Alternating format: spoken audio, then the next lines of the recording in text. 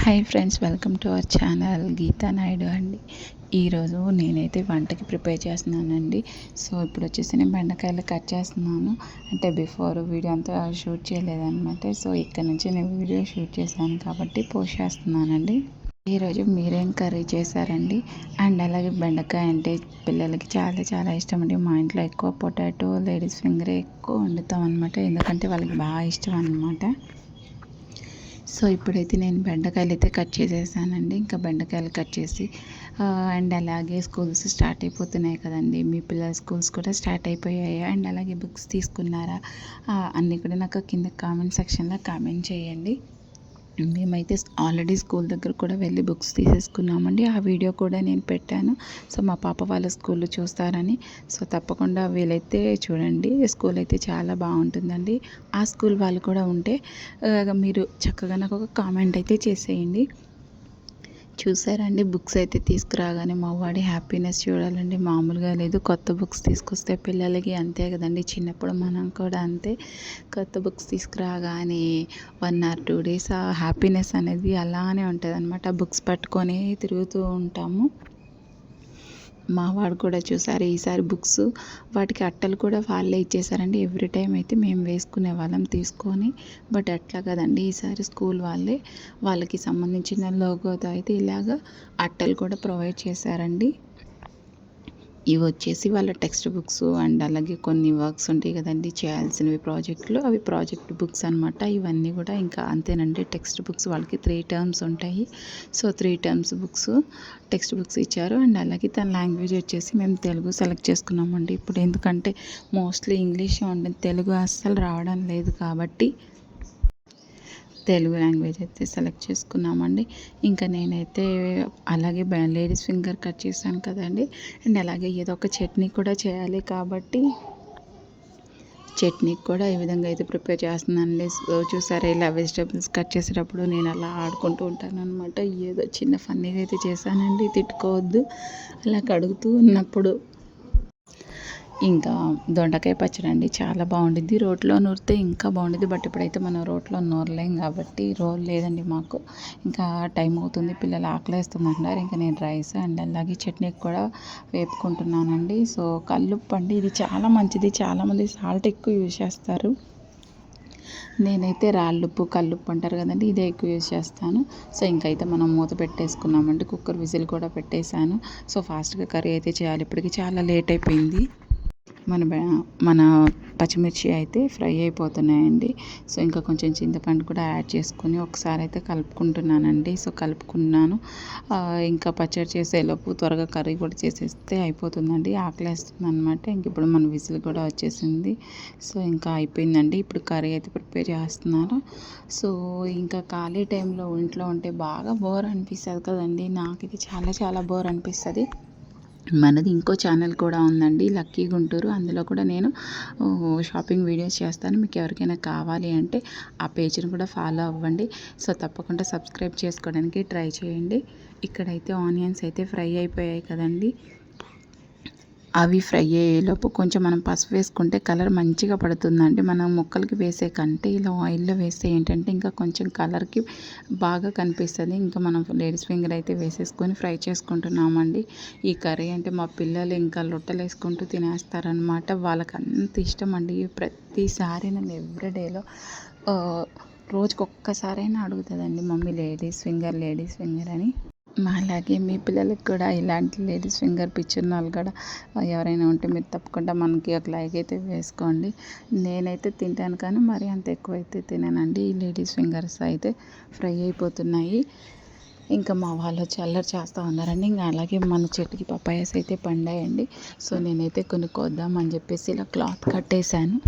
కాయలైతే అస్సలు ఉంచడం లేదండి, అందరు కట్ చేసేసుకుంటున్నారు. ఎందుకంటే చాలా పెద్దగా ఉన్నాయి. అది కాక మనకి ఫ్రెష్గా దొరుకుతున్నాయి కదండి చెట్ల మీద నుంచి డైరెక్ట్గా ఇలా కోసుకుని తినడం అంటే ఎవరికైనా ఇష్టం కదా. సో ఇంకా అందుకైతే కొంచెం పచ్చిగా ఉన్నాయండి. బట్ మనం కవర్లో వేస్తే అవి పండుతాయి అనమాట. కవర్లు క్లోజ్ చేసేసి మనం రైస్ బ్యాగ్లో పెట్టేస్తే వెంటనే పండుతాయండి. సో ఇంకైతే నేను 2 కాయలు అయితే తెంపుకున్నాను. ఈ 2 కాయలైతే ఇలా తెంపేసుకున్నాను. మిగతా అవన్నీ కూడా కొంచెం టైం పడుతుందండి. అవి కూడా కొంచెం పెద్దగానే ఉన్నాయి. చూసారా అసలు ఒక చేత్తో అయితే నాకు అవ్వడం లేదనమాట. ఫైనల్గా అయితే ఇలా కోసేసానండి. సో చూసారా ఎంత పెద్దగా ఉన్నాయో. పప్పాయాస్ అయితే మాత్రం చాలా పెద్దగా ఉన్నాయి. సో 2 కాయలు అయితే కట్ చేశానండి నేను. ఇవి కొంచెం పచ్చిగా ఉన్నాయి.